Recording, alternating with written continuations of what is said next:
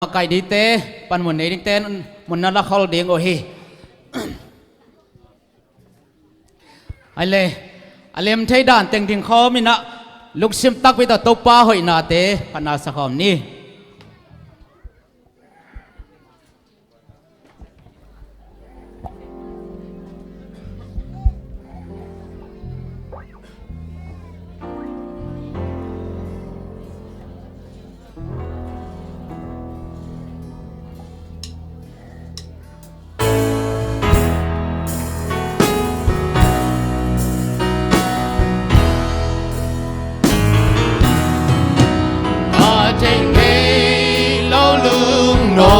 na ken ma kin so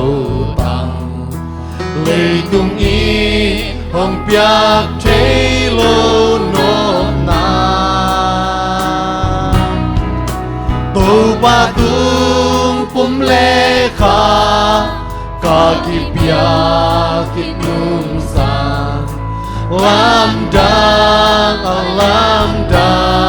ka tu pa katopa lam dang katopa lam dang katopa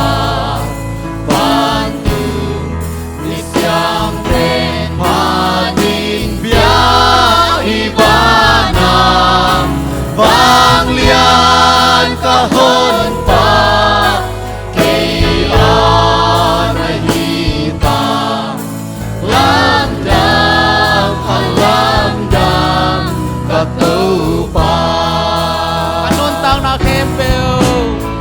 nun tang na kem bêu ung ting in kong ting ô tua hi le ka lu ting ling ki ting ting na ding na tu nei na begin na ding na kim sa ki lam dang katopa lam dang katopa lam dang katopa bantu di siang ten padin biahi bana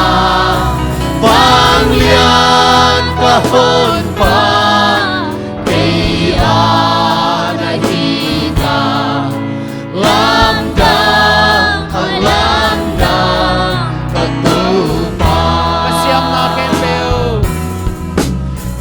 siam na kem peu na ke phung a kong ngai nong san bang ke tha man hi pa ka ne sa te kem peu na kung a kong pia hi lam da katopa lam dang katopa lam dang katopa bantu mi siang den pagi biahi bana bang lian kahon pa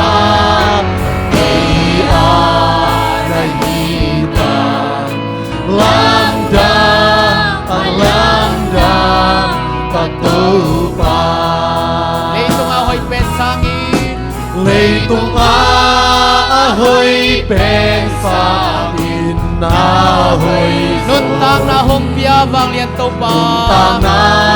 hong pia vang lian to pa o tang to kapasyan tang to na kapasyan hati na kilomi lam dang katopa lam dang katopa lam dang katopa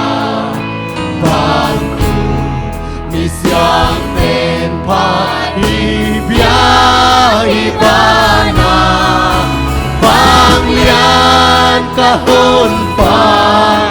Di ana hita Lamdang Katupa